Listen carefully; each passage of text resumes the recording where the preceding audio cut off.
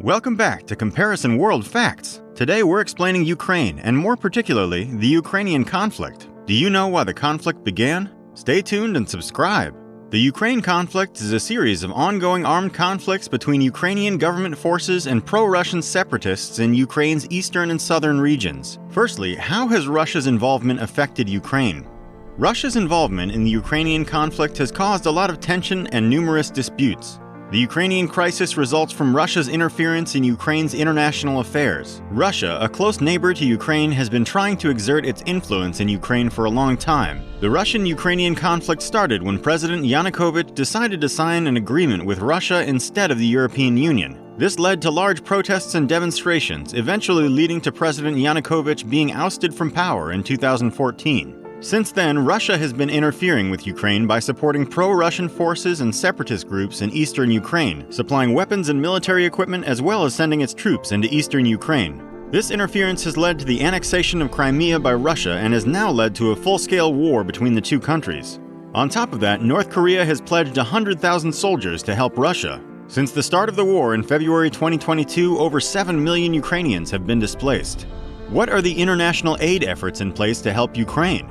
Ukraine is in a dire situation, with the economy in shambles and the country's security at risk. The Ukraine crisis has been going on for quite some time now, with little progress being made to end the conflict peacefully. This past April, the United States and other countries pledged $1 billion to help reform Ukraine's military, as well as a flood of cash coming in to assist them with humanitarian aid. The money for the military will be used to help fund buying ammunition, anti-aircraft rockets, and anti-tank weapons. Other countries such as Canada and Germany have also been donating money to Ukraine. On top of this, Germany and several other NATO members have dramatically increased their defense budget, and many soldiers are now garrisoned in neighboring countries of Ukraine in case Russia should seek to attack another country. This international aid is helping to reform Ukraine's society by trying to evacuate as many people as possible, and by assisting them to get back on their feet when they make it to another country. So, who is fighting in Ukraine? The Ukrainian military is currently fighting against pro-Russian separatists in the eastern region of Ukraine. The conflict escalated in 2014 after Russia annexed Crimea and pro-Russian separatists took control over eastern Ukraine. The Ukrainian military is a volunteer force that was formed after the fall of the Soviet Union. It has been fighting against pro-Russian separatists in the eastern region of Ukraine since 2014, when the conflict escalated following Russia's annexation of Crimea and the establishment of separatist groups in eastern Ukraine. The Ukrainian armed forces and other pro-government forces are fighting against the separatist insurgents and the Russian military, primarily in the Donbas region, one of two unrecognized states occupying parts of Ukraine's Donetsk and Luhansk provinces. The war has been fought by both military forces and irregular armed groups, leading to high civilian casualties on both sides. What are the effects of the Ukrainian conflict on the world? The Ukrainian conflict has been going on for a while and is not showing any signs of stopping. Moreover, the effects of the Ukrainian conflict are not limited to Ukraine, but they have also affected other countries in the world. The Ukrainian crisis has had a significant impact on the global economy. It has caused a decrease in trade and investment, which has led to an increase in unemployment rates. The crisis also led to the rise in military spending by NATO countries, which is why there was an increase in military expenditure by NATO members from $811 billion to $902 billion between 2014 and 2017. Since Russia boldly invaded Ukraine, the NATO budget has continued to rise dramatically. So, what are the causes of the Ukrainian conflict? The Ukrainian conflict is a territorial dispute between Ukraine and Russia. The conflict started in 2014 when pro-Russian separatists took control of the Crimean Peninsula and parts of eastern Ukraine. The causes of the Ukrainian conflict can be traced back to the collapse of the Soviet Union in 1991. The dissolution of this superpower led to a power vacuum, which Russia eventually filled. This led to an increase in Russian nationalism and a desire for more territory, which ultimately led to the annexation of Crimea from Ukraine in 2014. The full-scale invasion on February 24, 2022 has led to an armed conflict with Ukrainian forces that killed more than 10,000 people so far. How has the Ukrainian crisis caused destruction of Russia's economy? The Russian economy has been in a state of crisis for quite some time, ever since the European Union and the United States imposed sanctions on Russia. The sanctions were put in place to punish Russia for its annexation of Crimea and later their involvement in the ongoing Ukrainian invasion. The sanctions have had a significant impact on the Russian economy. They have caused a rapid decline in the ruble's value, leading to inflation and an increase in food prices. The sanctions have also prevented Russian companies from borrowing money from Western banks, which has made it difficult for them to invest or grow their businesses. Lastly, what are Volodymyr Zelensky's thoughts?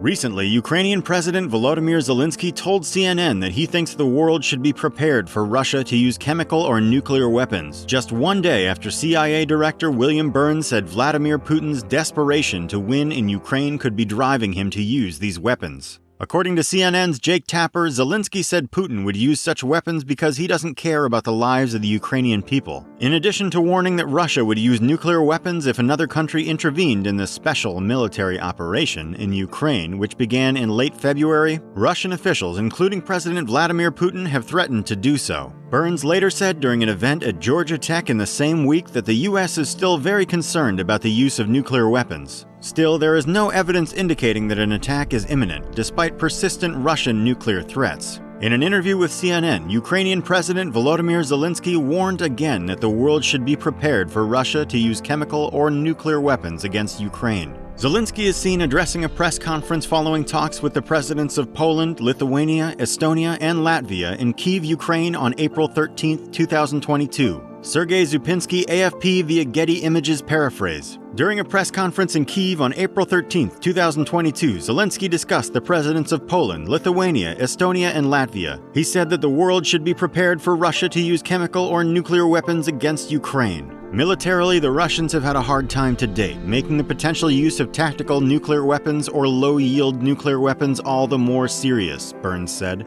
We can't. Kremlin spokesperson Dmitry Peskov said on July 26 that Russia is not considering using nuclear weapons, which would be used only in response to an existential threat to Russia.